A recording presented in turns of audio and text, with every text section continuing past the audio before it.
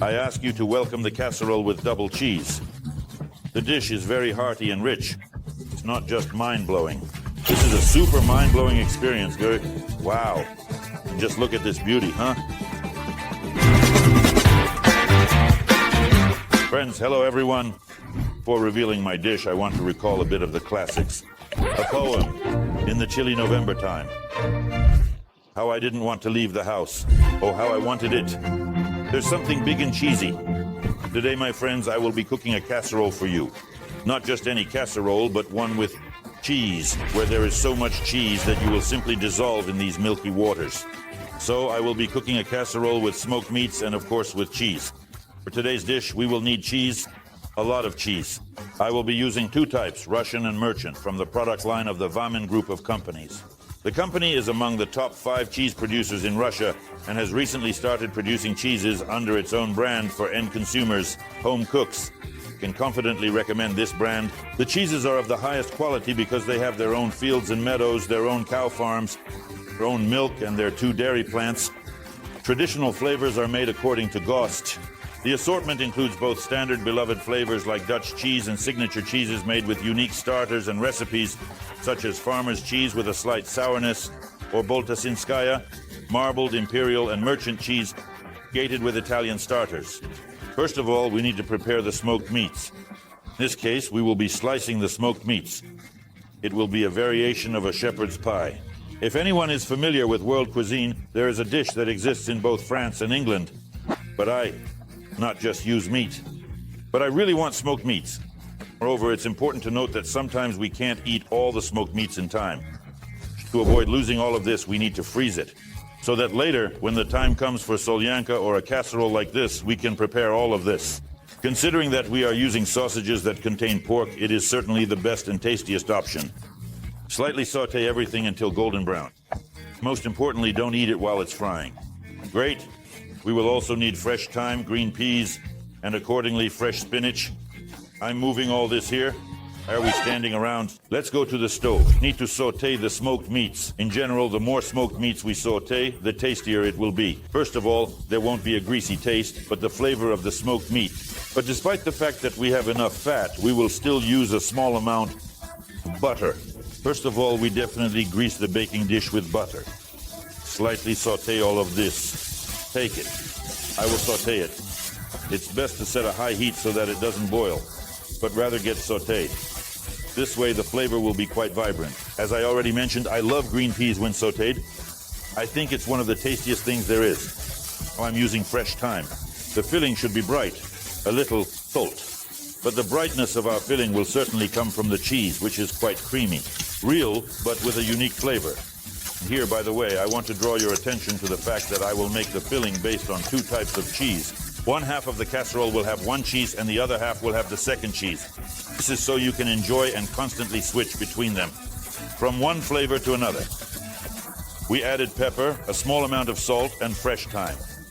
And now, as you can see, everything is gently evaporating. So look, see how we've sauteed it. It has melted very well. But there is oil. We don't need oil. And here, look, the most interesting part begins. On the same heat, without adding any oil, I saute the spinach. Add a little salt. Of course, pepper. The spinach needs to completely reduce.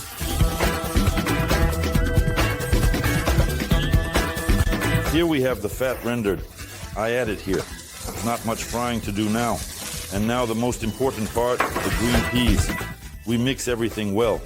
Look at the beauty we have created. The dish is very hearty and rich. At the same time, it is incredibly delicious to eat both hot, warm, and even cold. Don't believe it? Then try cooking it, and then leave me your comments. Oh, chef, this is not just mind-blowing.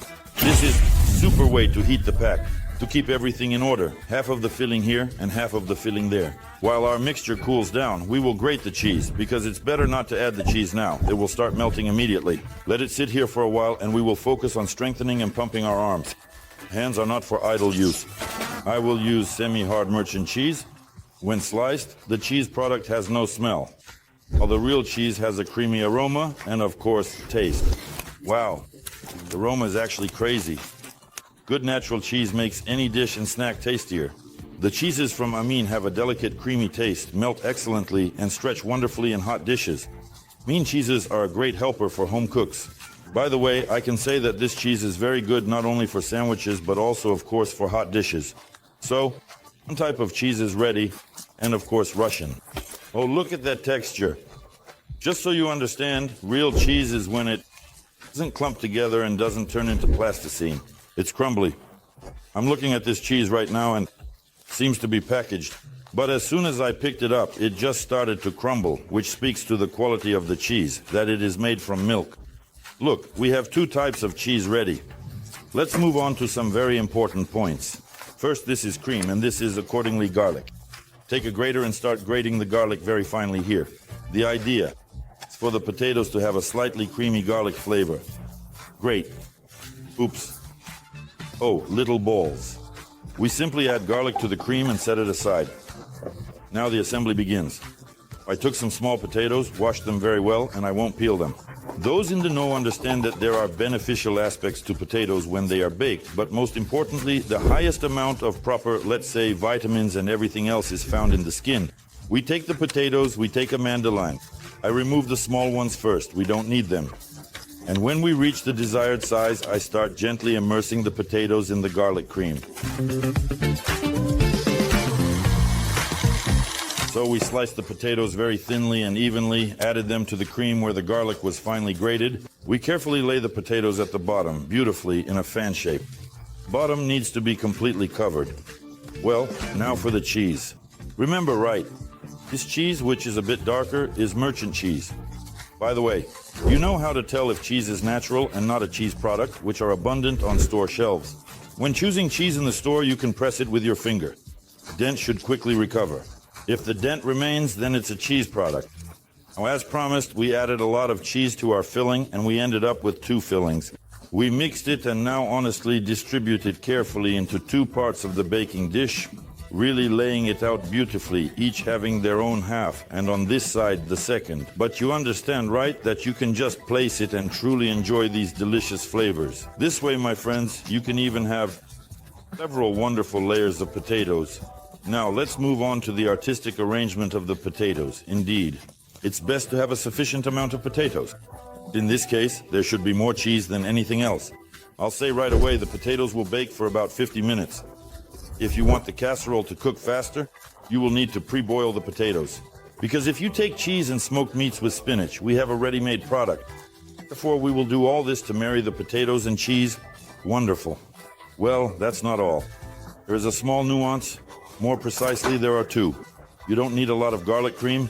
We simply drizzle it lightly over the potatoes. We won't bake it with cheese either because we already have enough cheese inside. So I'm going to put everything in the oven now. The potatoes will burn and the bottom potatoes won't cook at all. So first we cover everything with foil and place it in the foil for the first 25 minutes at a temperature of 180 degrees. And then we will open the foil and finish baking, or as it's called in the professional world. We'll finalize the potatoes. There we go, it's set and that's it, goodbye. See you with double cheese. Well, forgive me, I removed the foil without you so that everything else could bake. Here you go, friends, I present to you the casserole with double cheese. Now we just have to try this whole thing. Of course, the casserole hasn't stabilized because that's a normal occurrence. It's just been cooked. Wow. And just look at this beauty, huh? Wow. Just look at that. Listen, how much cheese is here, huh? Now that's what I understand. The most important thing is, the dish smells like milk. This just shows that the cheese is real. In my personal opinion, it appears to me that it tastes better from here. You expect soft words, but there will be no words, only admiration and a desire to eat more of this. So, my friends, have a good week. Most importantly, a tasty one. And don't forget, bread is the head of everything. Potatoes are the second bread. And without cheese, we can't go anywhere. Bye. See you very soon.